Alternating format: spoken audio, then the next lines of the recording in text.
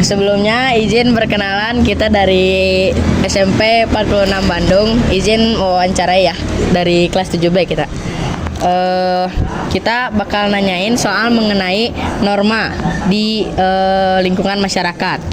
Soal pertama, kasus pelanggaran norma apa yang sering terjadi di sekitar lingkungan masyarakat? Pencurian, begal. Oke, cukup segitu. Nomor 2, kasus tersebut dilakukan secara berkelompok atau seorang diri. Berkelompok ada, yang sendiri ada. Oke. Soal nomor 3, mengapa pelanggaran norma seperti itu sering terjadi di sekitar ini? Karena banyak yang rame. Kayak rawan, kalau rame itu biasanya rawan pencurian lah ya. Iya. Oke, nih lanjutin sama rekan saya. Kapan biasanya pelanggaran nomor seperti itu terjadi? Apakah pagi, siang, atau malam hari? Pagi bisa, malam bisa. Jadi waktunya kapan aja bisa lah ya. Bagaimana sikap yang Anda tunjukkan ketika melihat seseorang melakukan pelanggaran norma di sekitar lingkungan masyarakat? Melapor pihak yang berwajib.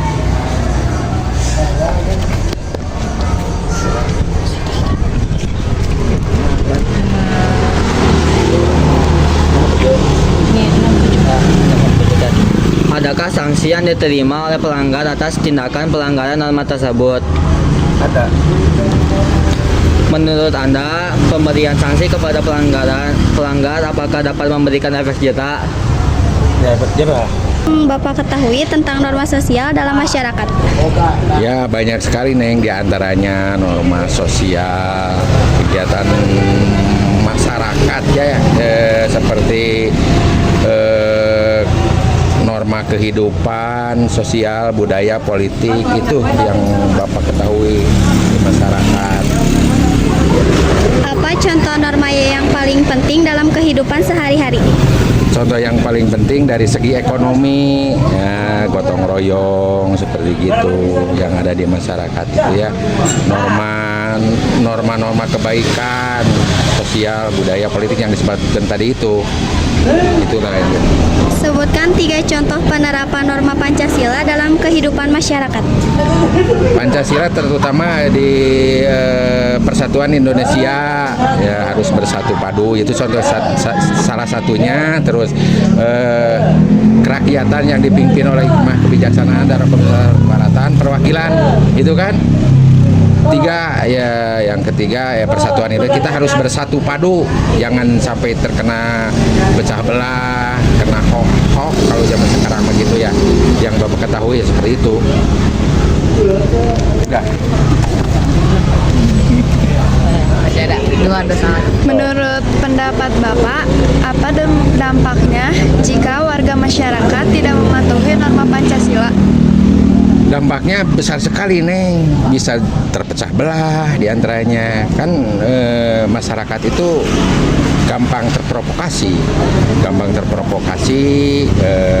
apalagi masyarakat awam yang nggak tahu media sosial gitu ya, jadi nggak ada filternya gitu. Jadi begitu ada berita hoax itu cepat disirapnya, nggak disaring dulu ya. Itu dampak yang paling jeleknya.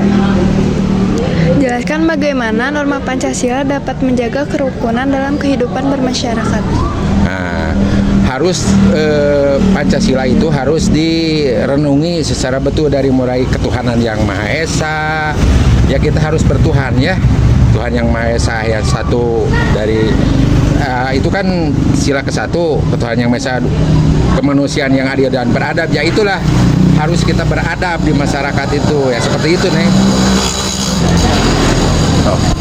Terima kasih ya Pak udah mau tadi juga ada agak sedikit pergantian orang karena emang yang tadi emang cakwe ada sesuatu, jadi ada keperluan lain lah, jadi diganti sama Bapak ini.